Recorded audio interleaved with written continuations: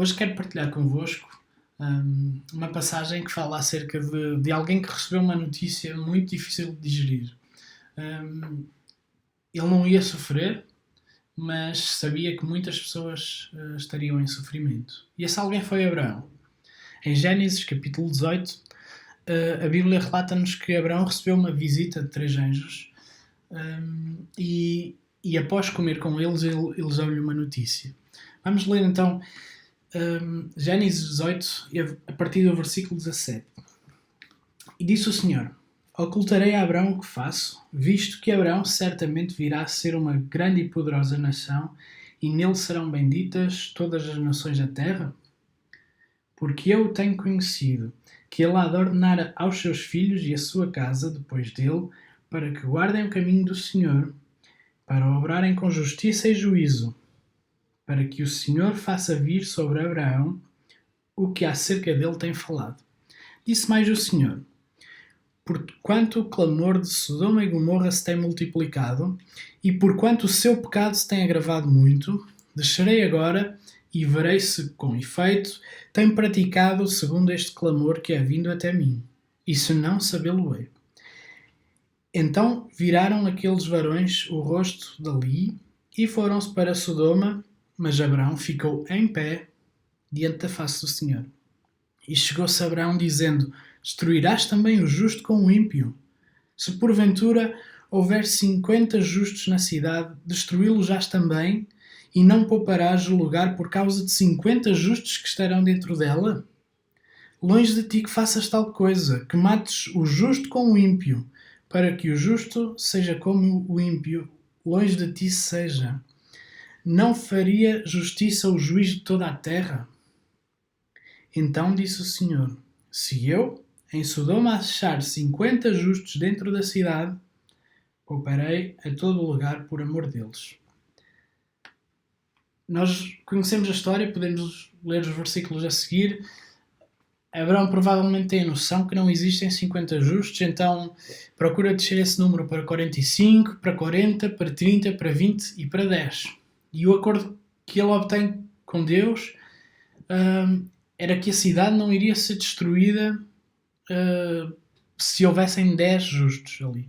Nós também sabemos que esse não era o caso. Muitas pessoas têm dito que esta doença, este problema tem vindo ao mundo por causa do pecado, por causa da desobediência do homem. E sim, é muito por aí, mas eu não quero focar nisso.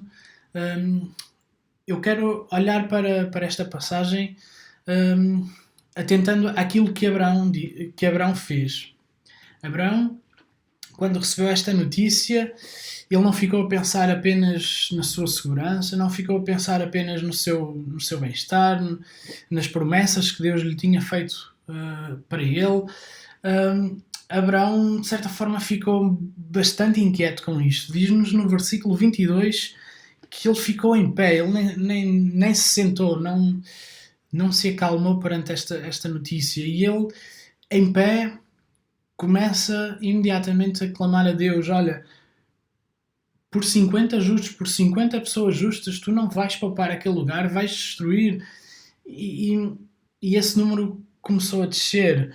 Abraão ficou inquieto e muito, muito provavelmente esta também deve ser a nossa atitude. Eu não estou a dizer para entrarmos em pânico, não é isso. Claro que Deus não quer que o seu povo dê um exemplo contrário ao exemplo que deve dar, sabendo da segurança que nós temos em Deus, mas se calhar nós devemos ficar um pouco inquietos com esta situação. Se calhar é hora de nós intercedermos, se calhar é hora de nós orarmos mais, de nós pedirmos para que Deus abrevie estes dias, para que Deus possa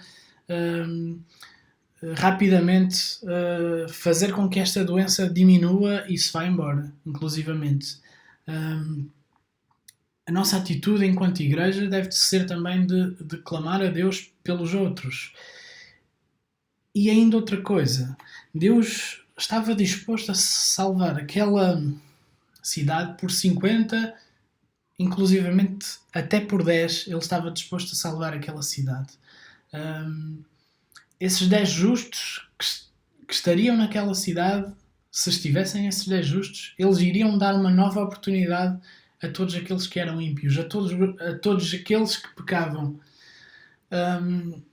E sim, este vírus tem causado muitos estragos pelo mundo fora, tem paralisado um bocado todas as nações, mas nós ainda aqui estamos.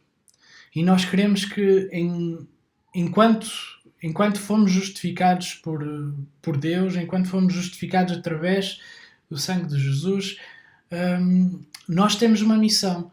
Deus está a dar-nos mais tempo, Deus está a dar-nos mais ferramentas para que a nossa missão seja cumprida. E a missão do justo não é apenas viver confortavelmente dentro da sua casa, sem sair. A missão do justo é, por um lado, orar como Abraão orou, é interceder como Abraão intercedeu, e é dar uma nova oportunidade àqueles que nos rodeiam, que ainda não conhecem, que vivem em pecado, que vivem longe de Deus, e que frequentemente até o desprezam. Nós devemos dar uma oportunidade àqueles que estão à nossa volta. E é por isso que nós devemos, nesta hora, também estar um pouco inquietos, também estar um pouco afligidos, não no sentido de pânico, mas no sentido de não ter paz pelo que está a acontecer aos outros, não ter paz pelo que pode acontecer aos outros. Muito provavelmente, alguns de nós vão perder algumas pessoas que amam, alguns de nós vão conhecer pessoas que vão partir por conta desta doença ou por conta de outra qualquer. A vida de ninguém está segura. E por isso nós queremos que esta é a hora exata, esta é a hora certa para nós intercedermos. E sim, é certo que esta doença pode ser um julgamento de Deus para com o mundo, mas por um lado, em 1 Pedro 4,17 também nos dá a indicação que o julgamento começa pela casa de Deus. É por causa de nós também. E nós, como casa de Deus, também temos pecado, temos dado importância a outras coisas, temos olhado para outras coisas e não para o nosso Deus. E sim, se é certo que o mundo pode ter feito coisas que provocaram esta situação, nós também as fizemos. Por isso também é hora de nós nos arrependermos enquanto igreja, nos arrependermos individualmente pelos nossos pecados e de nos focarmos em Deus e de vivermos como justos, porque nós fomos salvos para andar como Ele andou, como diz 1 de João. Por isso, meus irmãos, quero-vos deixar o desafio: orem, intercedam, falem. Podemos não ter muito tempo para algumas pessoas. Algumas pessoas podem estar a chegar ao fim dos seus dias e essas pessoas rodeiam-nos. E é nossa obrigação nós falarmos do Evangelho. Chega de uma altura em que nós vivemos apenas para dar um bom exemplo, para dar uma boa moral. Nós, em alturas de crise como esta, somos chamados a ser muito mais claros do que isso. Nós temos que pregar o Evangelho, temos que pregar o arrependimento, temos que pregar a confissão dos pecados, temos que pregar uma vida diferente para aquelas pessoas que nos rodeiam.